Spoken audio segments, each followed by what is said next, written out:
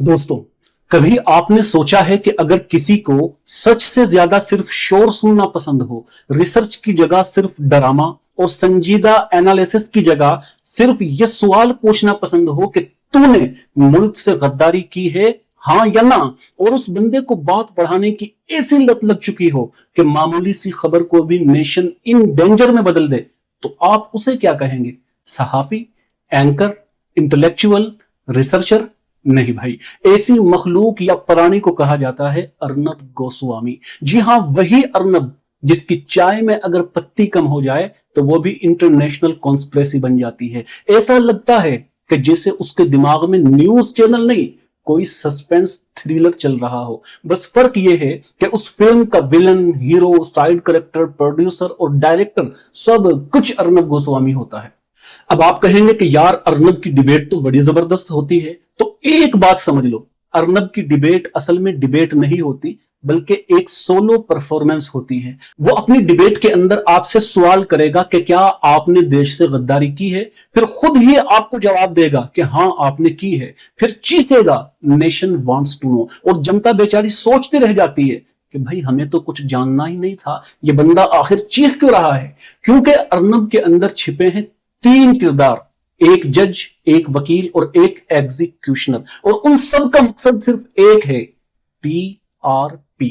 आप एक काम करें, अपने दिमाग में एक पुराना लाउड स्पीकर इमेजिन करें जो हर वक्त ऊंचा बोलता हो, शादी हो या जनाजा, आवाज का एक ही वॉल्यूम हो, फुल। अब उस लाउड स्पीकर को आप इंसान बना दे, उसमें थोड़ा सा आई एम राइट वाला एटीट्यूड डाल दें, फिर उससे मीडिया के कपड़े पहना दे। ये सब मिला जुलाकर जो प्राणी या मखलूक तैयार होगी वो कोई और नहीं बल्कि अर्नब गोस्वामी होगा। अर्नब गोस्वामी को फर्क नहीं पड़ता कि सामने कोई मिनिस्टर बैठा है या प्रोफेसर, साइंसदान हो या एक आम आदमी, वो सबको बराबर समझता है, यानी सब पर चीखने के लायक, क्योंकि उसके नजदीक जो जितना चीखता है वो उतना ही सच्चा होता है, और जो चुप बैठा वो हो सकता है कि गद्दार हो। देखिए, बात का बेड़ा गर्क करना भी अगर एक आर्ट है ना, तो अर्नब गोस्वामी उस आर्ट का पिकासो है।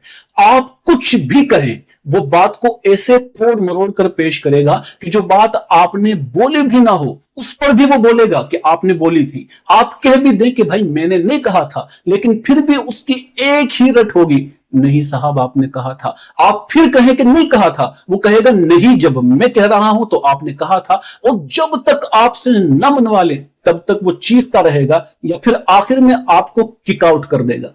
लोग कहते हैं कि अर्नब गोस्वामी की डिबेट में सबसे ज्यादा खतरे में ट्रूथ यानी सच्चाई होती है, लेकिन भाई मेरा मानना थोड़ा सा अलग है। मुझे लगता है कि अर्नब गोस्वामी की डिबेट में ट्रूथ नहीं बल्कि आपके कान सबसे ज्यादा खतरे में होते हैं, क्योंकि आवाज की ऐसी तोप चलती है कि अगर एक बार टीवी की आवाज ज्यादा हो गई ना तो आपके मोहल्ले वाले भी चीख उठेंगे, अरे भाई अर्नब गोस्वामी देख रहा है क्या?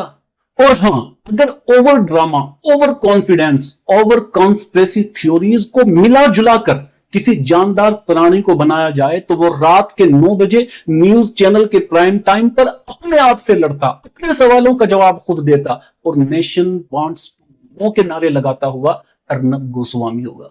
और वो सिर्फ चीखता नहीं बल्कि आपको यकीन दिलाता है कि अगर आप उससे मुत्तफिक नहीं हैं तो शायद आप मुल्क के दुश्मन हैं।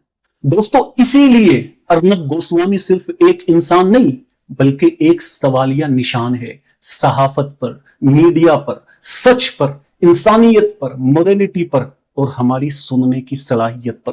क्योंकि कुछ लोग खबरें सुनाते हैं और कुछ लोग सिर्फ शोर मचाते हैं, और शोर मचाने वाले कभी कभी सबसे ज्यादा खतरनाक होते हैं किसी भी मुल्क के लिए। और इसकी सबसे बड़ी मिसाल अगर आपको चाहिए तो वो रात को 9 बजे प्राइम टाइम पर अपने आप से लड़ता, अपने आप से उलझता और खुद के सवालों के जवाब खुद देता अर्नब गोस्वामी नजर आएगा।